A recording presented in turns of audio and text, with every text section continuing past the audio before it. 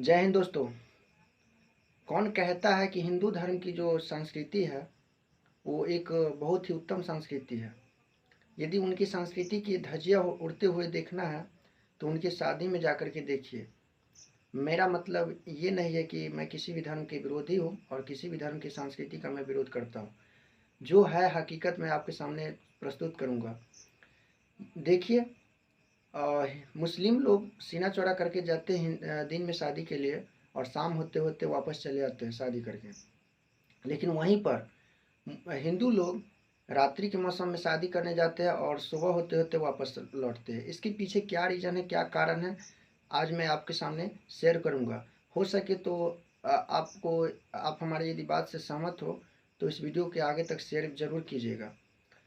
सो देखिए, इसके पीछे कारण यही है कि जब हमारे देश पर मुगलों का शासन था, अर्थात हमारे देश पर जब मुस्लिम लोग शासन करते थे, तो हिंदू लोग जब शादी के लिए जाते थे तो शादी के समय मंडप से ही कन्या को उठा लिया जाता था राजकुमारों और राजाओं के द्वारा, और उनके साथ अभद्र व्यवहार किया जाता था और उसके परिवार को भी के साथ भी बुरी तरह से बुरी व्यवहार किया जाता था।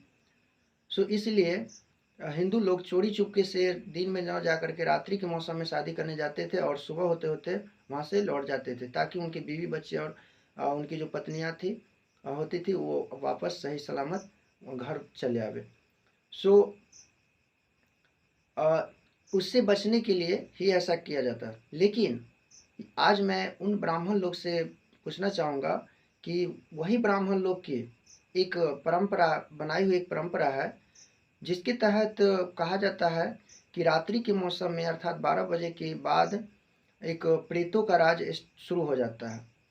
सो उस समय देवी देवताओं के मंत्रों का उच्चारण नहीं किया जाना चाहिए। लेकिन वहाँ पर क्या है, शादी के समय अर्थात शादी में यानी पूरे देवी देवताओं के पूरे मंत्र के साथ देवी देवताओं को खुश करके शादी की मुहूर्त यानी तैयार की जाती है और सभी देवताओं को पूजा जाता है उसमें। वहाँ पर क्या मंत्र का उच्चारण नहीं है? हमारे देश की संस्कृति में जहाँ तक मुझे पता है कि 16 संस्कार है, जिसमें से एक महत्वपूर्ण संस्कार है एक शादी विवाह संस्कार है, जिसके तहत सभी देवताओं को पूजा पूजा करके और 7 फेरे के साथ अग्नि को साक्षी मानकर, अग्नि क्या है, एक भगवान विष्णु के साक्षात मानकर लोग 7 फेरे लगाते हैं और मंगलसूत्र डालते हैं। वो भी तो क्या है, एक देवी देवताओं का ही मंत्र उच्चारण है। यानी हम कहने का अर्थ ये है कि जो भी शादी के मंत्र यानी शादी करवाया जाता है वो 12 बजे के बाद यानी 2 बजे 1 बजे 2 बजे तक यानी शादी के मंत्र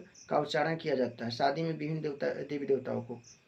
तो मैं उन लोगों तक मैं अपनी बातों को शेयर करना चाहूँगा कि जो लोग की ये बनाई हुई परंपरा है कि रात्रि के मौसम में देवी देवताओं के मंत्र उच्चारण नहीं किया जाना चाहिए, सो वही लोग आज शादी विवाह में बड़े धूमधाम से मंत्र उच्चारण करते हैं और सभी देवी देवताओं को खुश करके गृह प्रवेश करवाते हैं शादी में, जो कि एक उत्तम संस्कार है। उसे लोग मतलब कहिए तो वेद पुराण के अनुसार ये एक गलत नीति है। एक हमारे देश की, हमारे जो हिंदू धर्म की जो परंपरा है और जो एक संस्कृति है उसकी धज्जियां उड़ाया जा रहा है।